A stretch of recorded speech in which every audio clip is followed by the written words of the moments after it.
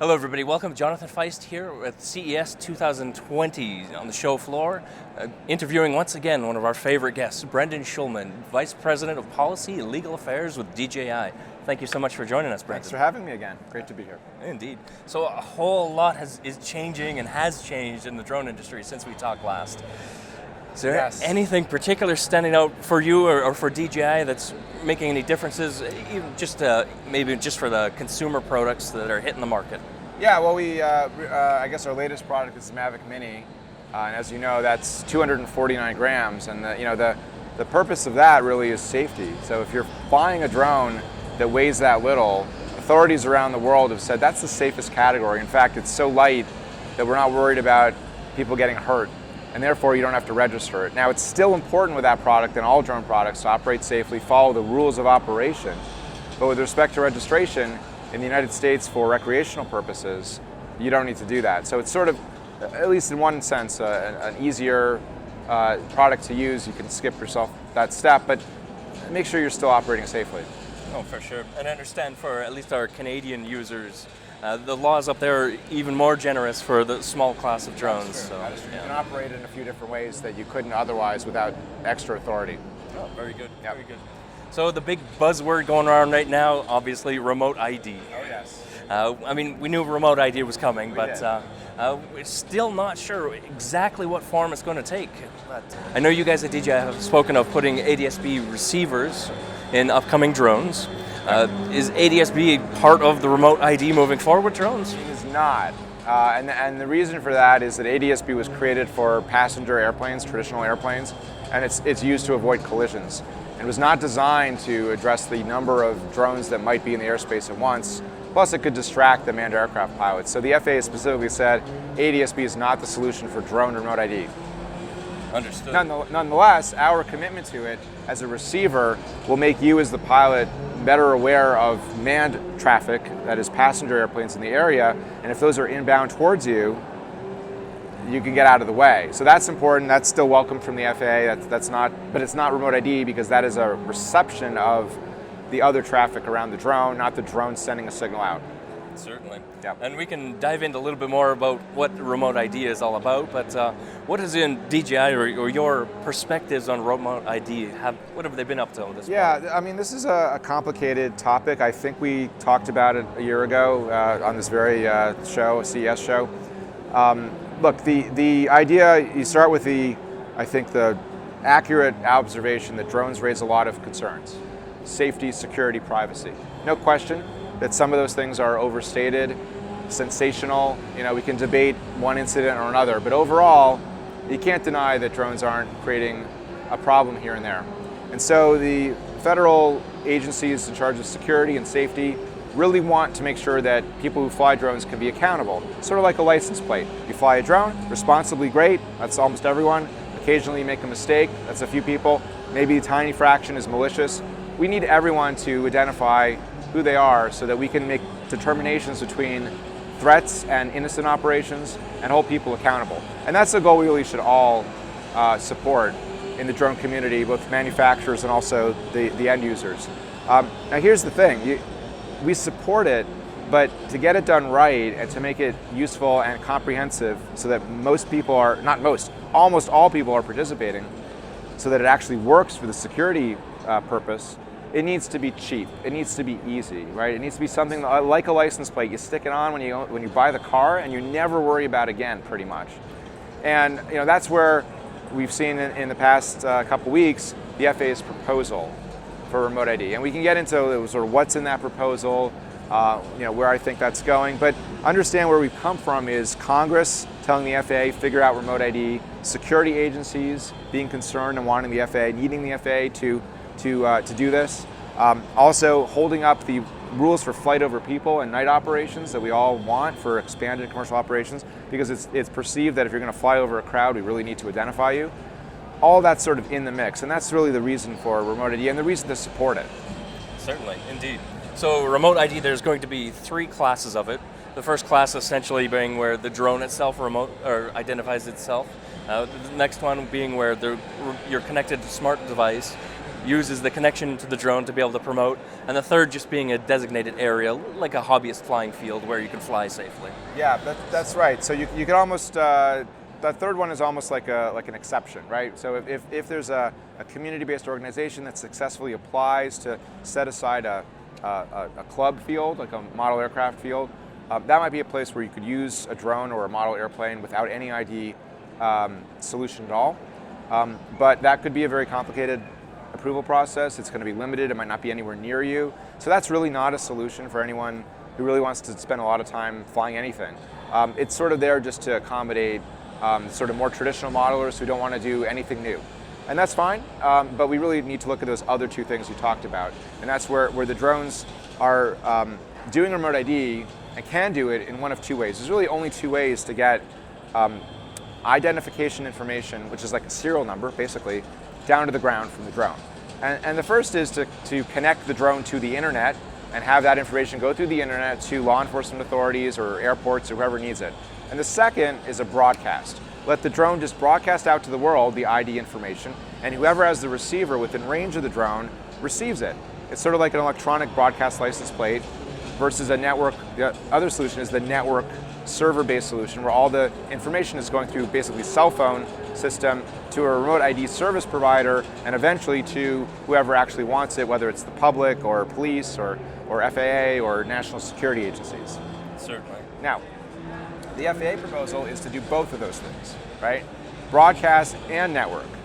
There's a category which is only network, but I think that's a very limited category. Basically, for most drones that can fly beyond 400 feet, it's going to be both. This is the proposal.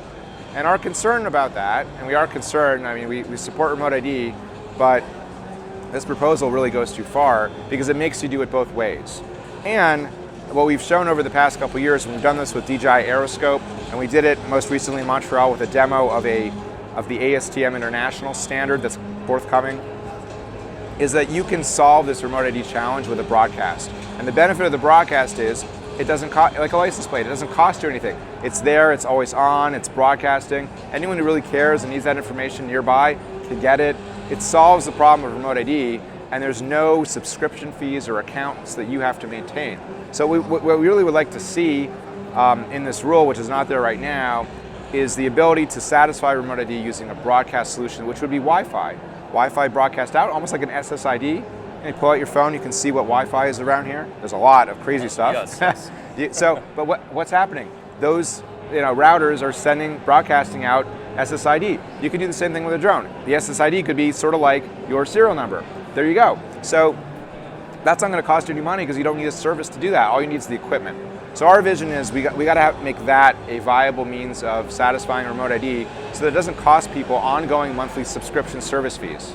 Certainly, and as you say, the cost is a major, benefit there doing it this way, and also the privacy as well, because the public can be able to see this remote ID being transmitted, right. But a public user would only be able to see the ID number, or then it would be law enforcement, the FAA, that can actually pull up the personal data behind that serial number. Yes. That's right, and that's very important. And we've been advocating, if you go back and read our March 2017 white paper on remote ID, so we've been working on this a long time. That's almost 3 years, right? If you read that paper, very early paper, we said privacy of the operation is fundamentally important. Now, I know that our company gets a lot of headlines about data privacy and all that. A lot of that's political, and we can get into that if you want, but we've been advocates since that point in time for the privacy of your operation, right? We don't want your flight data compromised or aggregated and sold and shared. So very important that remote ID be done in a way that's respectful of the privacy interests of the drone operator. So a couple things are in the proposal that do that. First of all, the broadcast or the transmission is the serial number of the drone. So it's not your name, it's not your phone number, it's just information about the actual aircraft, number one. And number two, in the network solution, the FAA provides for a session ID. So rather than sending out your license plate number, you could have a unique number with each flight session, which could be a way of kind of masking a pattern of flight activity over time. Understood, okay. Yeah. I've always wanted to see what kind of, ID numbers are attached to LANC authorizations anyways. Well, those are going to be your Part 107 certificate. Certainly. So that, which actually you can look that up. That is actually more of a piece of private information than remote ID. Remote ID is going to be the serial number. Very good. Yeah. All right, so we won't go too big on this topic, but there's global political relations issues going on. Yes. And now one of the things that you of DJI have done is introduce the government edition drones. What I'd like to find out is how the government edition drones and remote ID will work. I have no idea. Okay, interesting. Because well, okay, I have a few ideas. So I don't know because we're still analyzing this FAA proposal, and it does say that the U.S. government is essentially exempt. So it could be that that equipment that doesn't comply with remote ID will be usable by the federal government. Government edition is not just for the federal government; it's also for state and local, or others. So I'm not sure how these two things interrelate, because the idea behind government edition is, although none of our products automatically send your pictures or flight data to us, we don't want it, we don't need it. So all the products give you the choice to whether to share data with us or not, and we have no need for the data. It's only if you want to back up your flight logs or use SkyPixel social media. So we don't need it, we don't want it. Don't send it to us if you're worried. But what Government Edition does is that it makes that sort of a mandate.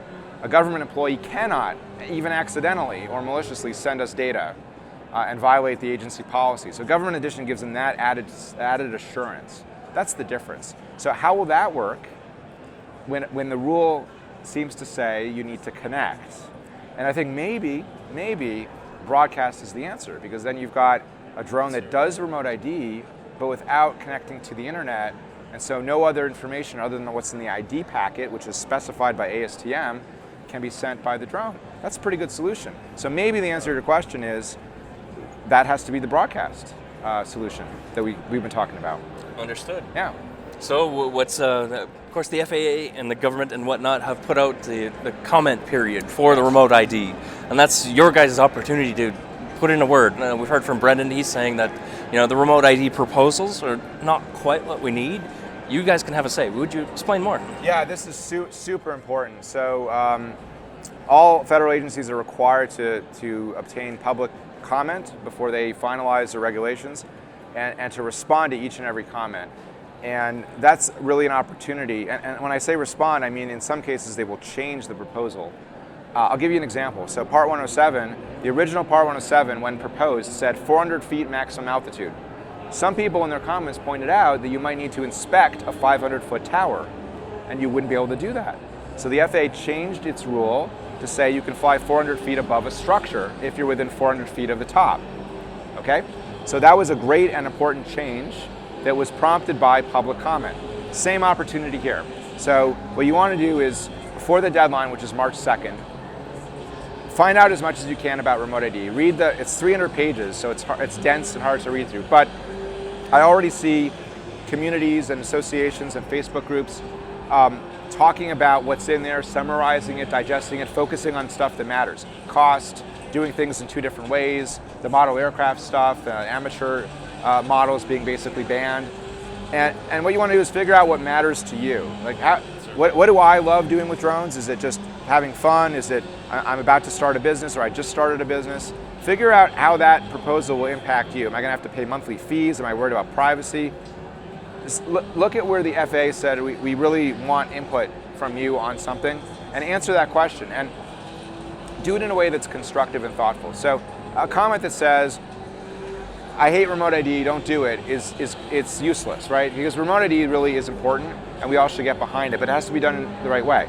So what you want to do is tell the agency, tell the FAA, here's who I am, here's what I do with drones. That's really important to me, or it's economically beneficial, or I love it because I create art with it, or whatever it is you do. And then sort of the next section should be something like, well, this proposal asks me to subscribe and connect to the internet, and here's what that's going to cost me, here's my impact, I might need to shut down, or I might need to limit the number of models I have, or have less of a choice in the market on products, whatever that is, or I build it myself and now I no longer can build it myself. That's a really good comment. Talk about the impact, and then what's the solution? So we think the solution is either or, broadcast or network. That way you have the full choice of whatever is developed out there in the market for complying with remote ID. So you could say that, or you could say, I want the designated model aircraft exception, what they call the FAA recognized identification areas, FRIA, we need that to be a broader exception. It's not just private clubs where the modelers are. It should be things like schools, could be farmland out in places where there isn't as much of a safety risk. Whatever would impact you. Give the FAA constructive comments on how to actually achieve their goals while protecting the innovation and the operations that you do and that you care about. That is a great comment, and then you file that online. It's regulations.gov. Easy to remember. You got to look for the FAA proposal. So you can just cut and paste right into the window, but also confer with colleagues and peers in the industry or in your community, because I see a lot of people sharing ideas, collaborating on comments to kind of make them better. Right? You want the agency to really have to respond to what you're saying, because what you're saying makes sense. You've given a reason for your point of view. You've responded to what they say they need to do, and they say why, and you say, well, I don't agree with the way you're doing it, but here's the way I would fulfill your goal, but in a way that's better for me. They're going to have a hard time ignoring that, and that's what we want, because that's how you make constructive changes on a regulation. Certainly. Yeah.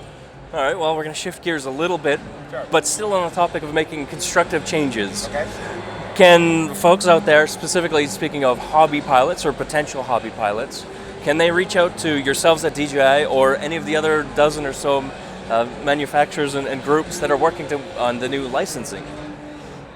The new remote ID, or the knowledge test. The knowledge test for hobby pilots, yes. Now, so Yes. there's next to nothing. There are some changes happening almost right now for the testing process for Part 107. Yeah. But it's not really changing the test; it's just how you write it. Yeah. But there are tests coming for the hobby users, and I know you guys are a part of this. Yes, we care about it a lot. I would like to say that I'm optimistic that will have a good outcome, because we've seen a lot of advocacy and work being done. The FAA talks about that test needing to be easy to understand and accomplish, and even fun. Like, let's just make this interactive, and it's not going to be like sitting down for a pilot exam at the airport. So I think that will come out all right. I mean, I don't want to jinx it, but the people at the FAA I talked to who are working on that seem to really understand that it needs to be approachable and achievable by almost everyone. They want you to pass, right? This is not supposed to be a barrier to entry. This is supposed to be education testing. And the rules of operating the drone are something we should all know anyway. So you shouldn't have a problem, right? Why would that be hard? And if it's hard, maybe you shouldn't fly the drone until you figure it out, right? I mean, honestly. So it's not going to be like a driver's test where you keep failing and practical. It's going to be pretty straightforward. I think there might be an advisory circular or something the FAA issues on that might be worth responding to. But I hope and believe that will turn out to be appropriate for the mission, and the mission is education testing for what we all should know about flying a drone. Unlike remote ID, where, as I said, I think they've gone much further than they need to in terms of costs and burdens. So is it fair to assume that DJI's perspective on this quiz will be just like the quiz you guys implemented in the DJI Go 4 application last year? I'm not sure it'll be that simple. I mean, we try to make that pretty easy and very focused on the most important rules. I have a feeling the FAA will be a little bit more formal. Like, it won't just be 8 or 10 questions. So no, it's probably not going to be that straightforward. I think it could be if the FAA is so inclined, but we'll have to see. I have a feeling they're going to focus a little bit more specifically on the specifics of rules, whereas we were trying to take an approach that's more about the principles of safe operation. Certainly. Okay. Well, that's all the topics I had in mind. Is there anything else you would want to speak about? No, I think we covered it. Again, the most important thing to do in the next month or so is find out more about remote ID, go to your community. Actually, there's a really great resource called Node, the Network of Drone Enthusiasts. That's nodecampaign.org. If you sign up there, I'm sure there will be some guidance and sort of pointers on submitting comments that would assist you. So that's one resource that you'd want to sign up for right now, and sort of stay tuned there. But also go to your favorite drone hangout and see what people are saying about this. And also, if you're the only person in that group who's engaged on this, go and tell everyone else that something really important is coming. It's going to cost them money. It's going to preclude some kinds of equipment. You might have to trash some of your drones or your model airplanes. So really important for you to go out there and find the other people who don't know about this, bring them in, get them educated, and submit thoughtful, constructive comments to the FAA before March 2nd. Very good. Yep. All right, well, thank you again, Brendan. Thank you. Always a pleasure to have you. Yes, good being here. And that'll be it for us from CES 2020 with Brendan Schulman of DJI. Of course, we've seen plenty of stuff from drones, a few new machines, but of course, laws and privacy and remote ID is the big topics of the year. If you're liking what you're seeing, we always appreciate that thumbs up. And if you're subscribing, feel free to hit that bell icon to make sure you see what comes next. Thanks again, all. Fly safe.